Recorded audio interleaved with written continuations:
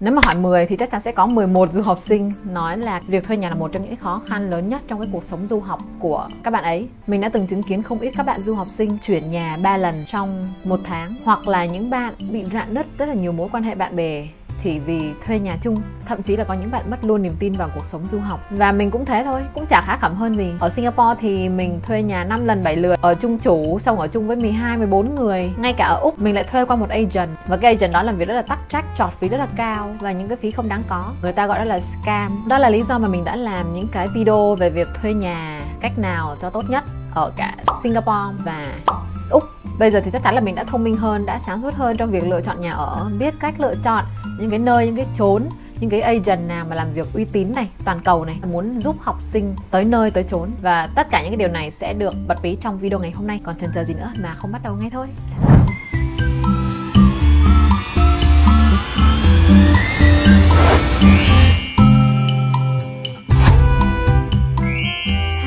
Chào mừng các bạn đã quay trở lại với kênh YouTube của Aloe Vera ơi.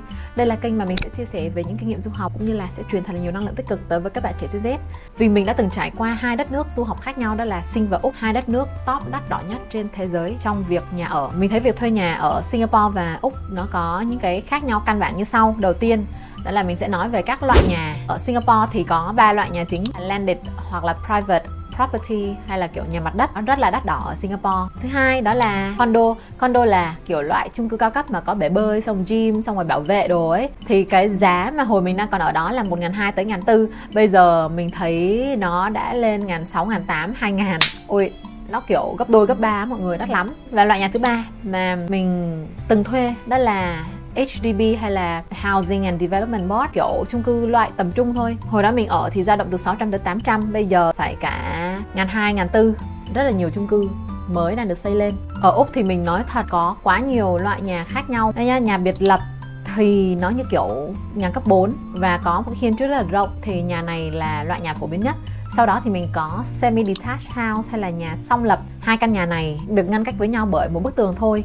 Loại nhà thứ ba đó là townhouse hay là nhà phố. Và cuối cùng đó là, tất nhiên rồi, chúng ta không thể không nhắc tới căn hộ department flat, studio flat. Đây, như mọi người đã thấy, mình thuê một cái căn 2 phòng ngủ, 2 phòng tắm. Cái căn hộ này ở Sydney cũng khá là phổ biến, tại vì chi phí của nó rất là rẻ, có từ 1 tới nhiều nhất là 5 phòng ngủ khác nhau. Điều khác biệt thứ hai đó là về giá thuê nhà. Thì giá thuê nhà ở Úc và ở Sing nó đều cắt cổ thôi mọi người. Nhưng mà ở Úc ấy thì các bạn sẽ trả tiền nhà theo tuần, còn ở Sing thì trả theo tháng. Ở Sydney và Melbourne sẽ là đắt đỏ nhất, đặc biệt là Sydney mình đang thấy nó bị overpriced tất cả mọi thứ. Hồi trước á, các bạn cầm 3.000 đô Sing, các bạn có thể thuê một cái căn rộng rãi ở Orchard, là một cái khu vực mua sắm đắc địa bậc nhất Singapore. Đây là câu chuyện của 2 năm về trước. Còn bây giờ mà cầm 3.000 đô ra khu đó thì chắc là mua một cái túi Gucci xong đi về, chứ một cái căn nhà vệ sinh cũng không thể thuê được đâu mọi người. Thứ ba đó là sự khác nhau về thời hạn hợp đồng. Thời hạn hợp đồng của Úc nó rất là linh hoạt, 3 tháng, 6 tháng, 9 tháng, 1 năm. Nhưng mà ở Singapore thì nó sẽ dài hạn hơn, như là 6 tháng, 1 năm.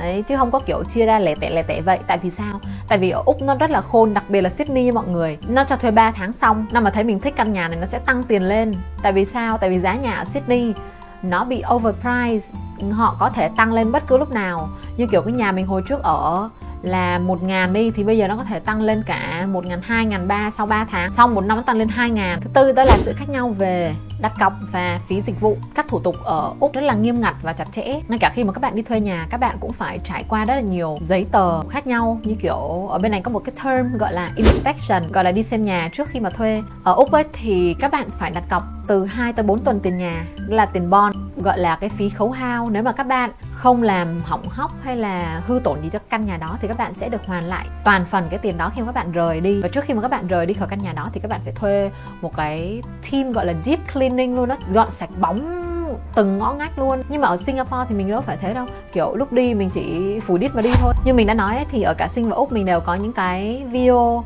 làm về việc tìm nhà và thuê nhà rất là chi tiết và rõ ràng. Trộm vía là 2 cái video này được khán giả của Aloe Vera ơi hưởng ứng rất là tích cực. Thế nên hôm nay mình lại ngoi lên đây để chia sẻ thêm cho các bạn về một người bạn nữa từ nay trở đi sẽ đồng hành với mình và với các bạn trong cái việc thuê nhà của chúng ta, đó là YouHomes.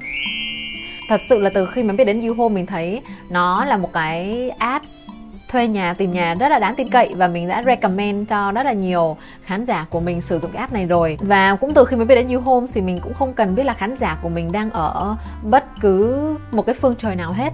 Tại vì 5 châu 4 bể nào cũng có YouHomes hết mọi người ạ. Nó vận hành ở hơn 27 quốc gia khác nhau, từ Singapore, Úc, Mỹ, Anh, YouHomes, và mình sẽ cùng giúp các bạn du học sinh Việt Nam và có những cái ưu đãi rất là riêng dành cho các bạn khi mà các bạn tìm nhà cũng như là đặt phòng qua YouHomes. Một trong những cái điểm khác biệt nữa của YouHomes mà mình thấy rất là thích đó là họ áp dụng công nghệ để giúp các bạn coi nhà qua hình ảnh VR rất là thực tế. Các bạn có thể coi được các nội thất và xung quanh căn nhà. Những cái hình ảnh hay là video virtual reality này được ghi lại bởi nhân viên của YouHomes cũng như là review từ các bạn sinh viên đã từng ở đó. Thế nên các bạn cứ thoải mái tin tưởng nó là 100% xác thực nha. Tất cả các thông tin ở đây đều có nhân viên đến tận nhà và ký kết hợp đồng đàng hoàng để mang đến thông tin chính xác cũng như là cập nhật nhanh chóng nhất. Cái hay nữa đó là đối với các bạn sinh viên người Việt ấy thì các bạn sẽ được YouHomes offer tư vấn viên người Việt 1-1 luôn để hỗ trợ các bạn từ việc làm hợp đồng tới việc thuê nhà tới việc contact liên hệ với bên property. Thêm một tính năng rất là hay ho đó là giúp các bạn có thể đăng lại cái phòng mà các bạn muốn cho thuê lại đó. Ví dụ các bạn ở đó một thời gian rồi, bây giờ các bạn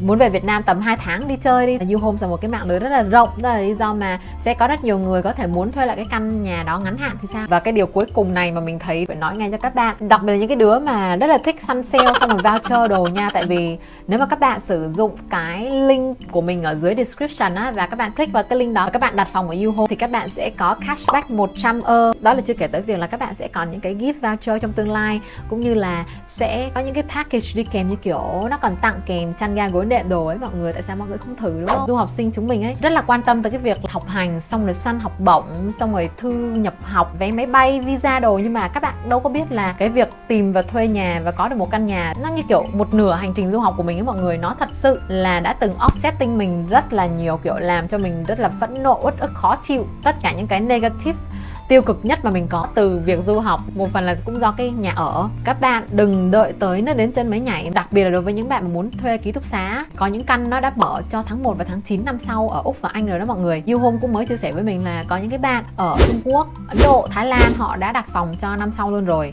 Đầu tiên là chúng ta sẽ lên website của YouHomes, chọn cái website đầu tiên và đây là cái giao diện của họ ha. Chúng ta hãy lựa chọn một cái thành phố hoặc là trường học hoặc là một cái khu phố nào đó mà các bạn muốn tìm kiếm ha. Ở YouHomes có hơn 1.000 thành phố khác nhau cũng như là hơn 3.200 các trường đại học khác nhau mà các bạn có thể tìm, tại vì nó rất là toàn cầu. Thế bây giờ mình sẽ thử tìm một trường là UTS ha. Bấm vào. Nó sẽ có những cái tag giá tiền này nè, từ 300 tới 2.000 hơn cho một tuần. Đây là giá của một tuần nha. Thì các bạn sẽ thấy có một loạt các button customize mà các bạn có thể tìm kiếm. Đầu tiên đó là tìm về tên trường, thứ hai đó là price. Mình chỉ muốn một cái căn tầm 300 thôi thì nó sẽ như thế nào, và sau đó thì duration của mình rất là flexible, hay là các bạn muốn ở dài hạn, ngắn hạn, 1 tới 12 tuần là 3 tháng cũng có, gần 1 năm cũng có. Property type thì mình sẽ có student accommodation. Thì ở YouHomes thì các bạn ấy khá là mạnh trong cái việc cho thuê student accommodation hay là ký túc xá của trường ấy. Tại vì ký túc xá là một cái nơi rất là an toàn, thủ tục chính xác, trung thực, rõ ràng. Và đặc biệt là nếu mà các bạn nào mà bị trễ visa hay là không có visa thì ký túc xá sẽ hoàn tiền lại 100%. Về room type thì chúng ta sẽ có studio này, in-suite này, some non-in-suite. In-suite là có nhà vệ sinh ở bên trong đấy. Và mình còn có những cái move-in month, tháng nào bạn nghĩ là bạn có thể vào ở. Và sau đó là còn có một loạt các loại dịch vụ và các service khác ở trong cái phần more. Ví dụ như là gym này, xong rồi near school, xong rồi near park, near mall, near supermarket đồ ấy. Nói chung là tất tần tật mọi thứ đều có ở đây. Thì có hai cái results mà mình tìm được ở đây, đó là 280 một tuần và 235 một tuần. Họ sẽ cho mình biết là cái nơi mà mình ở gần những cái chỗ nào rất là tiện luôn mọi người. Ôi dồi quá trời luôn. Bus station, train, supermarket, fitness, shopping center, school là gần những cái nào. Nó cho mình biết là mình đi bộ bao lâu, đi xe mất bao lâu và cách bao nhiêu cây. Kiểu nó siêu chi tiết luôn. Mình không hiểu là họ dành bao nhiêu thời gian và công sức để tạo ra, để đầu tư ra được một cái bảng nó chi tiết tới cỡ này mọi người ạ. Thì nó sẽ có tất cả các feature là wifi, washer, microwave, closet và balcony rồi. Tại vì ở Úc các bạn biết sao không, để tìm một cái nơi mà gần trường như thế này, nó nằm ở trong city và còn bao tất cả điện nước thì đó là một điều hoàn toàn không thể. Và mình rất là bất ngờ khi mà YouHomes tìm ra được 2 căn. Tại vì mình đang muốn thử thôi, tại vì mình nghĩ là sẽ không tìm được đâu. Thì cái nơi này duration là 52 tuần là 1 năm đó mọi người. Nếu mà nơi nào mà được từ 6 tháng tới 1 năm thì chứng tỏ là nó có thể sẽ không tăng giá đâu. Và ngoài ra thì còn video và ảnh của tenants là những cái người mà đã từng thuê này. Các bạn có đồng ý là học sinh chúng ta 1 năm rời xa quê hương đất nước của mình để tha phương cầu thực, gọi là du học ấy, nó rất là nhiều đúng không? Có thể lên tới con số hàng triệu. Nhưng mà trong số những cái triệu này ấy, thì chắc phải cả 2/3 mọi người nếu mà tìm nhà thì đều đã từng trải qua những cái vụ scam, những cái vụ lừa đảo để đời luôn. Không có thông tin chính xác, không có người hướng dẫn nhiệt tình, chu đáo, cẩn thận, an toàn. Và đó cũng là lý do mà nó làm cho trải nghiệm du học của chúng ta tệ đi rất là nhiều. Và mình tin là sau cái video này, mình cũng như là YouHome sẽ giúp được các bạn cái phần nào đó hóa giải được những cái thắc mắc, những cái vấn đề, những cái phiền não mà các bạn đang có trong cái việc thuê nhà và tìm nhà của mình. Mình đã xin được cho các du học sinh Việt và các khán giả của mình một cái gọi là cashback 100 euro, một cái món quà nho nhỏ để dành tặng cho các khán giả của mình thôi. Và biết đâu được YouHome sẽ trở thành một cái người bạn đồng hành cùng các bạn và giúp cho cái quá trình du học và cái trải nghiệm du học của các bạn được tốt hơn lên rất nhiều thì sao. Nếu mà các bạn thích video ngày hôm nay thì đừng quên cho mình một like cũng như là subscribe ngay kênh Aloe Vera ơi, để cùng mình đồng hành tiếp trên những cái chặng đường du học và nghe mình chia sẻ thêm những cái tips rất là hay ho khác để giúp hành trình của các bạn được tuyệt vời hơn nữa. Chúc các bạn sẽ tìm được một căn nhà thật là nhanh chóng với chất lượng và giá cả hợp lý và đúng ý muốn của mình nhé. Còn bây giờ thì bye bye, hẹn gặp lại mọi người trong những cái video lần sau.